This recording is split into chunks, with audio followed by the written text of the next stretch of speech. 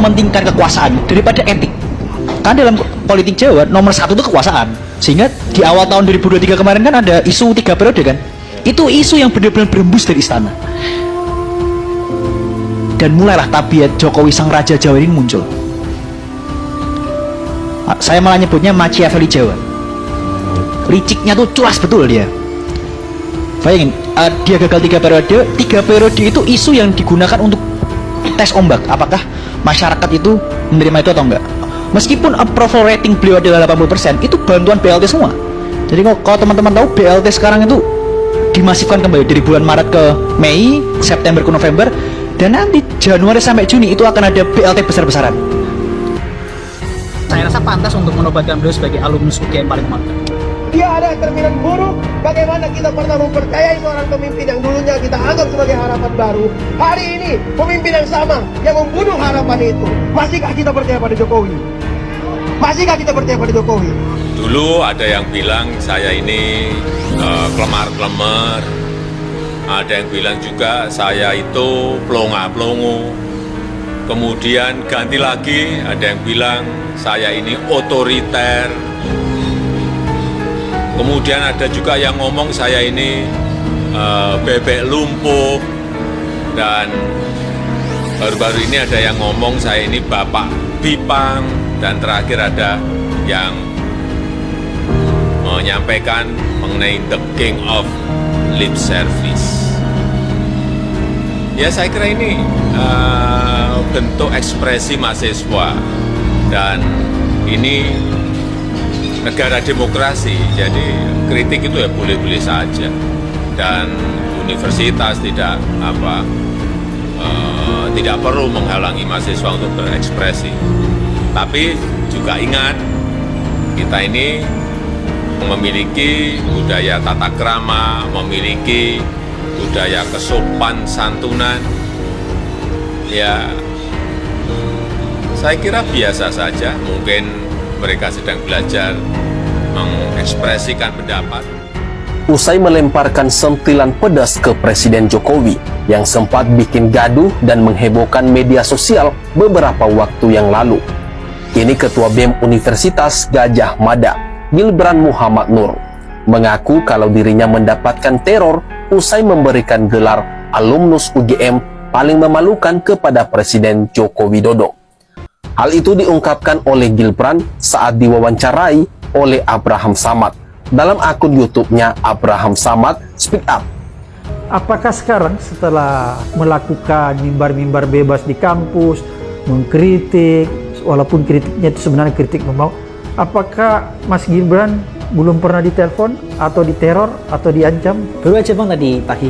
Oh, tadi pagi. Sebelum kesini, apa itu terornya? fakultas saya didatangi oleh oknum yang mengaku intel. Siapa?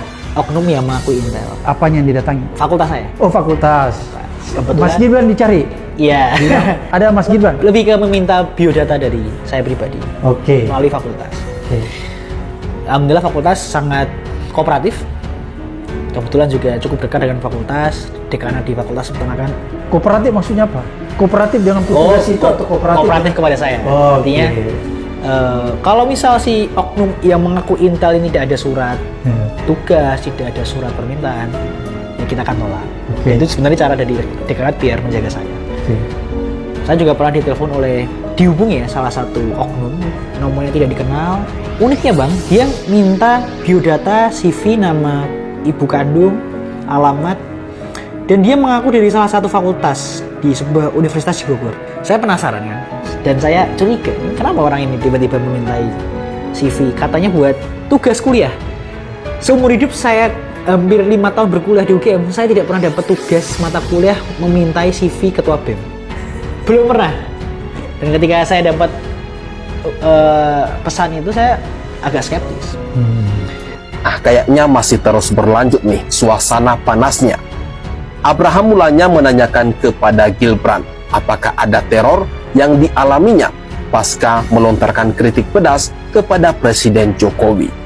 Pertanyaan Abraham itu pun kemudian dijawab oleh Gilbran dan dia menyebut kalau dirinya telah mendapatkan teror.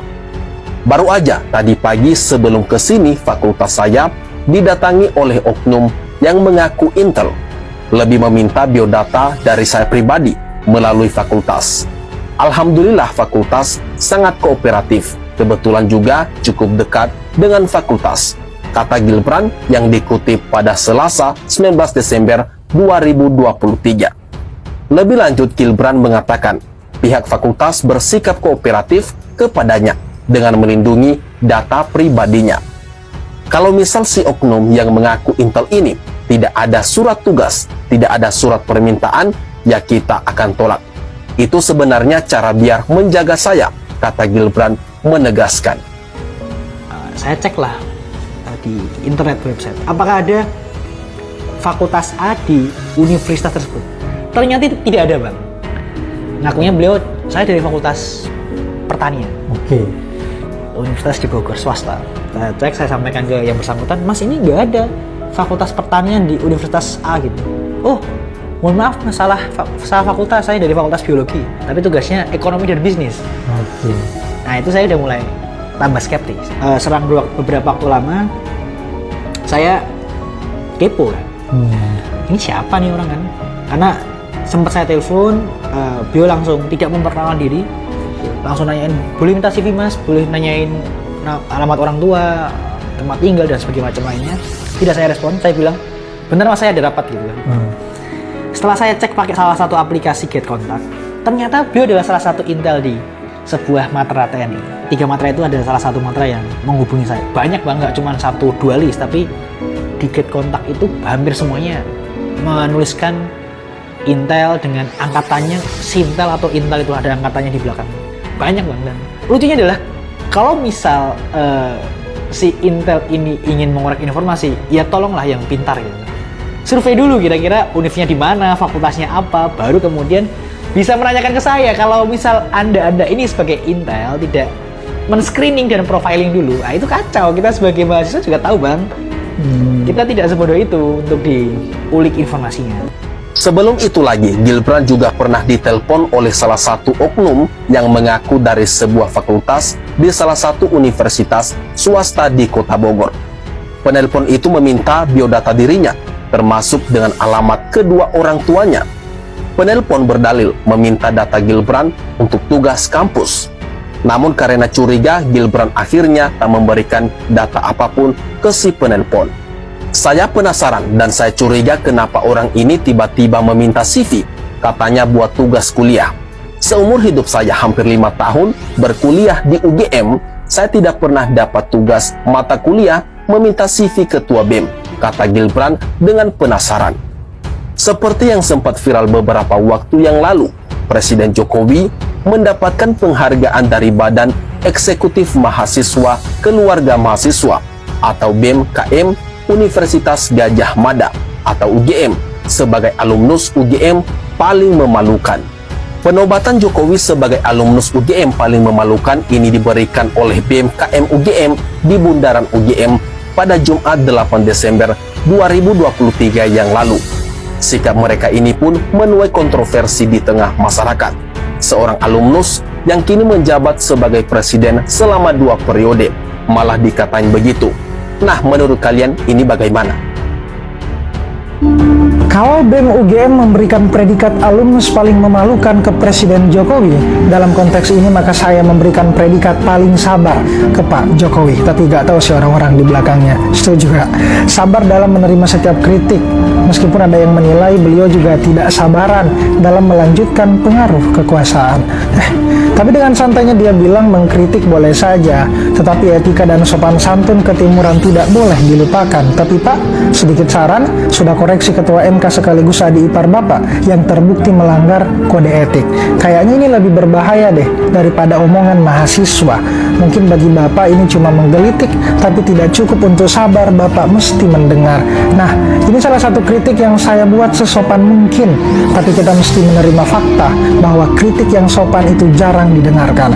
BEM UGM mungkin didengarkan, tapi tidak semua bisa menerima kritikan dengan cara yang tidak elegan, nada yang menjatuhkan. Alhasil orang tidak akan melihat substansi terhadap isi kritik yang disampaikan.